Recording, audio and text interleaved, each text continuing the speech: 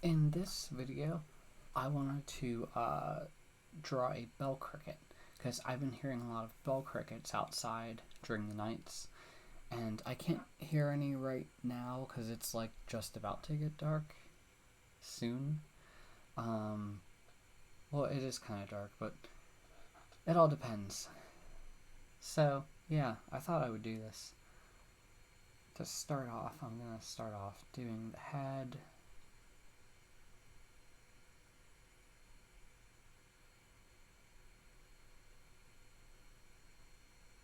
This may be a bit of a fast video.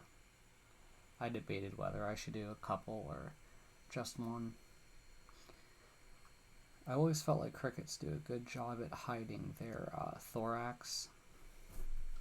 It's always very hard to see it regarding their shell thing. I'm not sure what you would call it.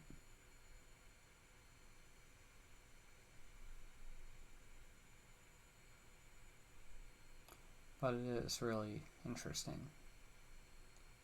I think we have bell crickets, B-E-L-L crickets, in our area. So they tend to be active during the late summer. And that's usually what you get.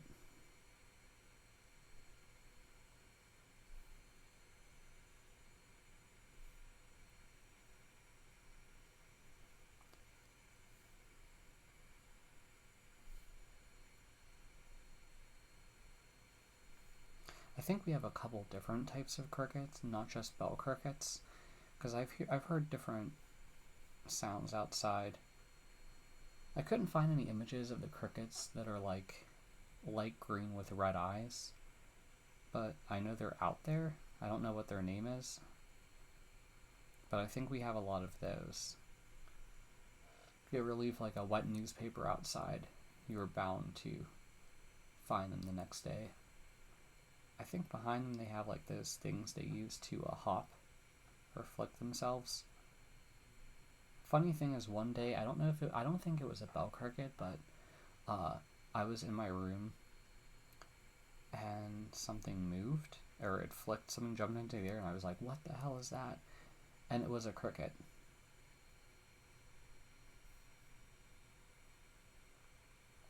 It was very funny, very difficult to get out of my room. Apparently they can bite,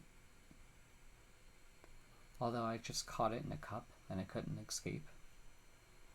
So I was able to get it out in a peaceful way.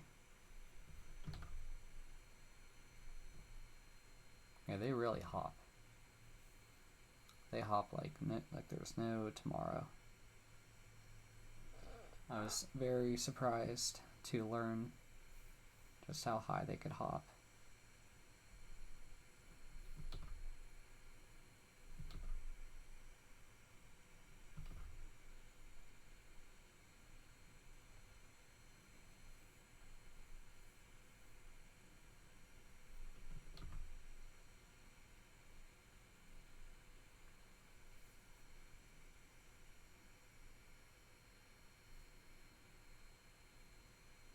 I think they hop maybe like, I don't know, a couple feet in the air. But yeah, they kind of just like flick themselves. It doesn't always seem like they have as much control as you think they would, which is kind of funny when you see them in a trapped environment like your room, because in that instance,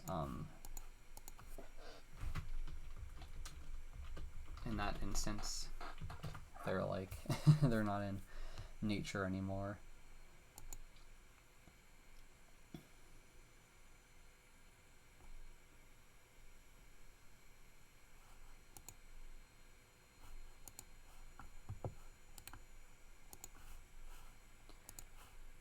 It's very funny to see them.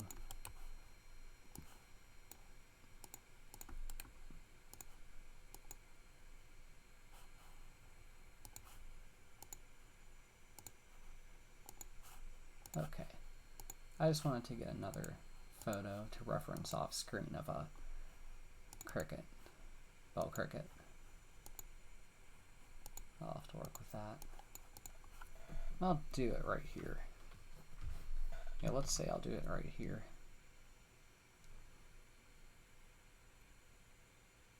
I've noticed that, like, it seems like a lot of crickets, their heads are very triangular-like, and they always have very bulging eyes.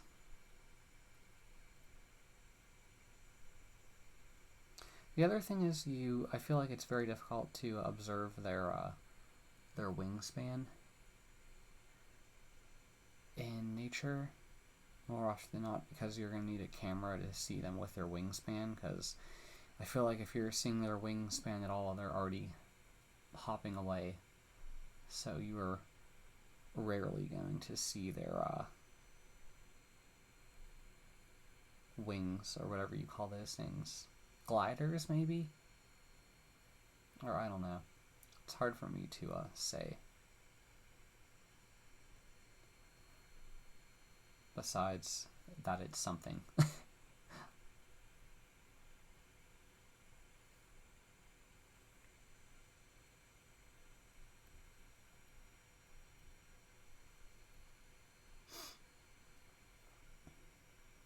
Yeah, I think it's nice hearing them. I know people get a bit squeamish about them if they're inside your house, but I've always liked hearing them.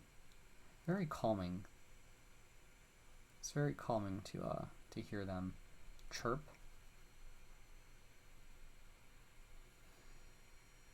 They're a very interesting insect.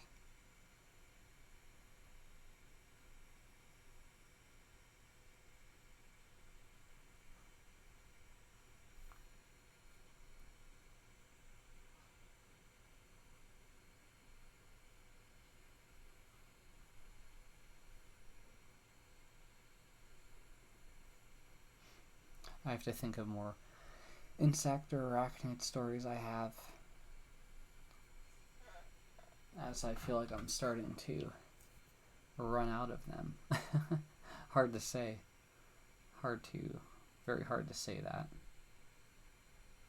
I'll have to do one about I don't know what type of, I one time saw a moth, or a massive inchworm, and I couldn't believe how large it was.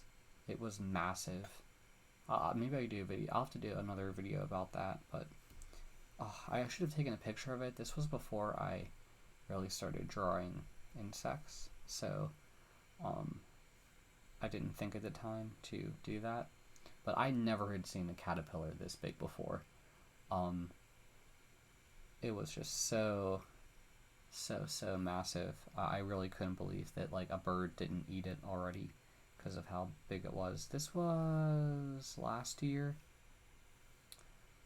It was definitely an inchworm because it wasn't, it had to inch because it lacks legs on the middle section, so it was kind of like doing its own thing. It was so cool. Like, if I could tell you, it was massive, it was green, it looked cool. Yeah, actually, that inspired me to get in a caterpillar identification book. Even though it's an inchworm, I think it falls under caterpillars maybe in some way, or maybe that's just what they named the book. But I wanted to try to be able to identify them if I ever run into them. But yeah, it's really cool that I did. It's always interesting to see nature firsthand.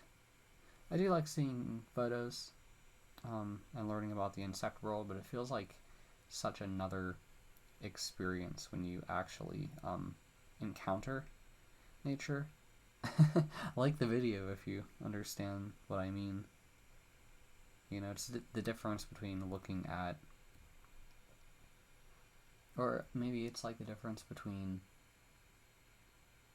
drawing an actual flower in front of you compared to maybe drawing a photo of it. I don't mean to say it takes away in any way, or that's a really bad way for me to say it because I draw from photos all the time. Maybe it's, well, I guess I would just say like the real life experience adds a lot to the whole. But yeah, I think I'm gonna leave this video here. Apparently crickets have like mandibles sometimes. They look so similar to mantises to me if you look at their heads and their head shape. But yeah, if you have a question, please ask in the comments. If you like the video, I do appreciate if you like it. if you truly did like it. And if you like my channel, please subscribe. Thank you very much thank you very much for listening to me throughout this video, and I hope you have a wonderful day, night, whatever it is, wherever you are. Bye.